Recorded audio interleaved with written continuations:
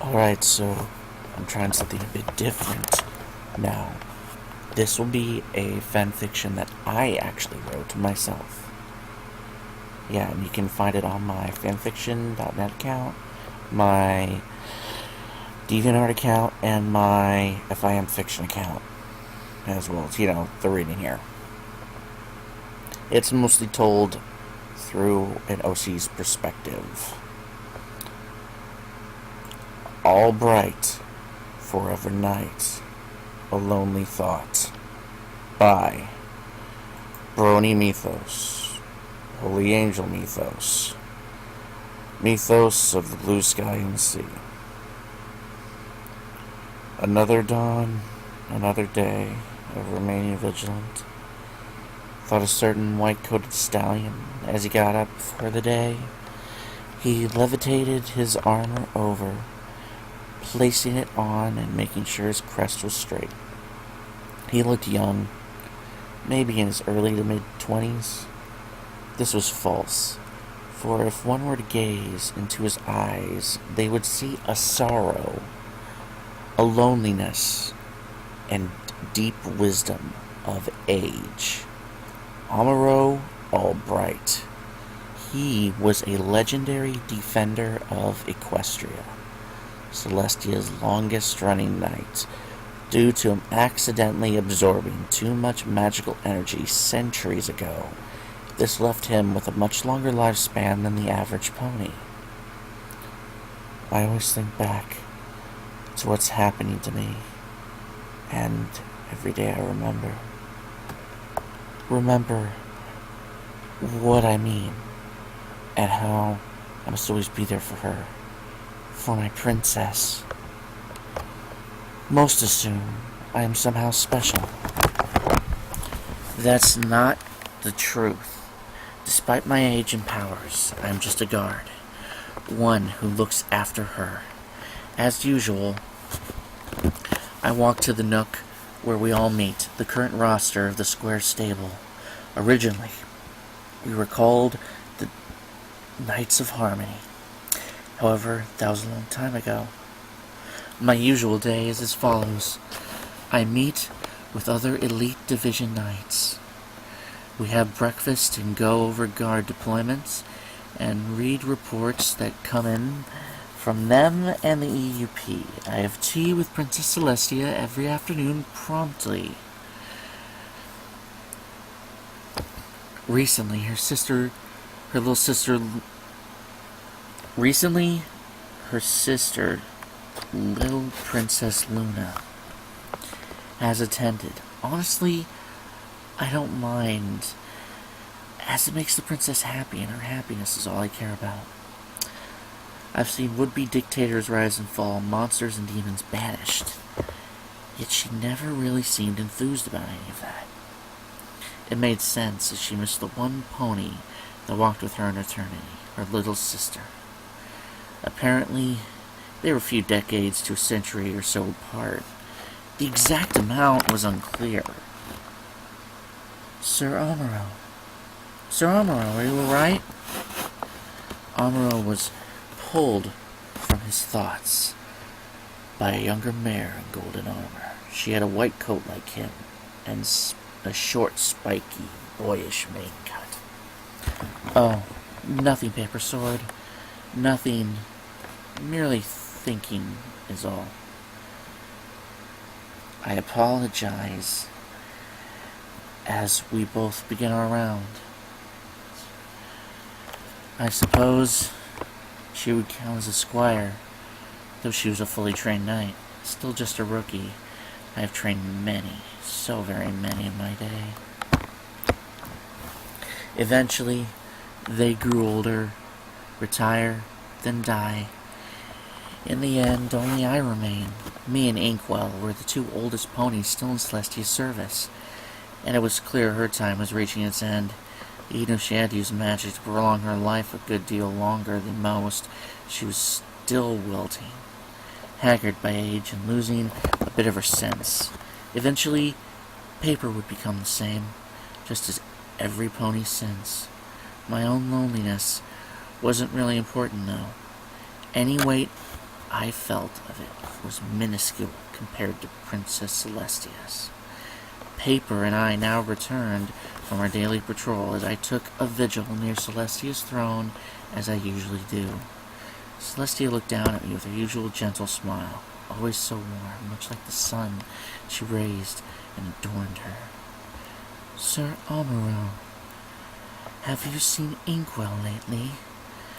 I was hoping the three of us could have some cake together like we all used to," Celestia said. Her voice had a happy tone, yet underlying it was her own sense of sadness. I answered that I hadn't, and perhaps we should. After all, she was still teaching, and perhaps was not as kooky and lost as most assumed. "Well, then I should arrange for that later today." The princess chuckled. She did enjoy sitting with old friends and talking, though it was clear that with each passing year fewer and fewer of her old friends remained. I replied that I honestly didn't mind, and that I would send a messenger to arrange that after the day court was finished. The hours passed by, some slow, some short, as I went about my duties. Once my time at her throne had ended, I went to inspect the cadets at the nearby Solar Guard Academy. Every year it seemed we put out fewer and fewer exceptional stallions and mares. Not many of the potential of shiny armor, which was a shame that he went to the Crystal Empire. After that, I went to the meeting place, where I was to meet Inkwell and my princess. Her private study. Few ponies were ever allowed in here, but I was more or less always welcome. I sat down across from Inkwell as the three of us talked about old times, and about how Inkwell was doing her best to impart her knowledge of monster fighting and defense against the dark arts to the current generation of ponies. Apparently not many fools cared about that. They were too concerned with video games, trading cards, and such. Another key factor was that no pony need worry, because the Princess of Friendship would beat all the monsters, and if not her, Starlight Glimmer, the so-called second coming of Star Swirl and Mini Twilight, as she was called. Honestly, I wasn't a fan. Such an unstable pony, that Starlight. Always one step forward and 2 or 3 steps back. I honestly didn't care for how she was always using her magic to manipulate the minds of others. Twilight barely got away with that, and that was following a mental breakdown from post-traumatic stress disorder from dealing with Discord. I also didn't trust him either, no matter how reformed he may be at his core. He's still chaos, and chaos will always be unpredictable. Maybe I'm still a bit sore because of his betrayal. After all, it was his doing that cost us all our magic when T-Rex returned. And that's when I heard, "Enough of this missing ass!" Inkwell shouted out, breaking my concentration. The old mare still talking about how unruly her class can be nowadays, going on about how there's a lack of respect. My princess merely playfully giggled at that as she ate the cake and sipped a little tea. She always enjoyed Inkwell's tales. Among all the ponies I've met in so long, Inkwell was very similar to myself. Both of us were devoted to her, to our princess, and would do anything to remain by her side, at least for a little longer.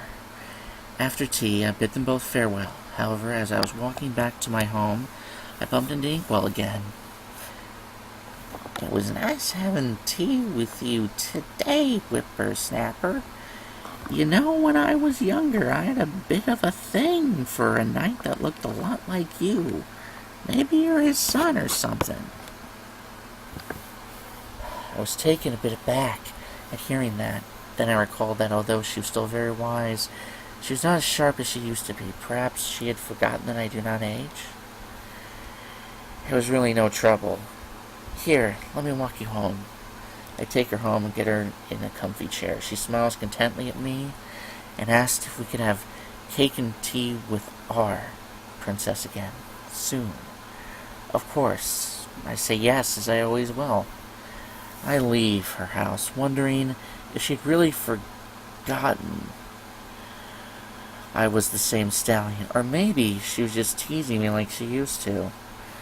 Well, with the moon now up, shining in the night sky, I was off, and sighed at today's antics.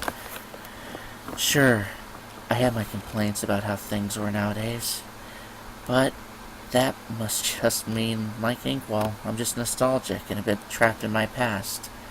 I never once second-guessed sunset, shimmer, or twilight, though perhaps I should have paid more attention to the former. Regardless, the future holds many different things, and no matter what, one thing will remain clear. Tomorrow, I will wake up and do this all again. Tomorrow, I will serve my princess, and until her passing, I would meet with Inkwell. The end. Amuro Allbright's basically a legendary hero of the Mars War.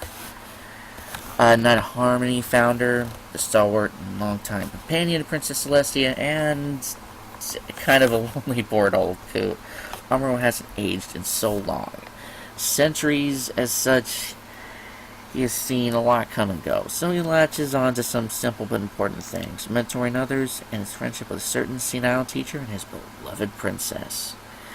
Yeah, Amuro is kind of my commentary on certain things in MLP that I don't really like, particularly Starlight Glimmer. And this is the first of a series of one-shots about him and his interactions with characters I'll be doing. I will eventually put up one where he actually does talk with Starlight. It won't be a positive interaction, though. It will not. But, hey, just something to look forward to, right?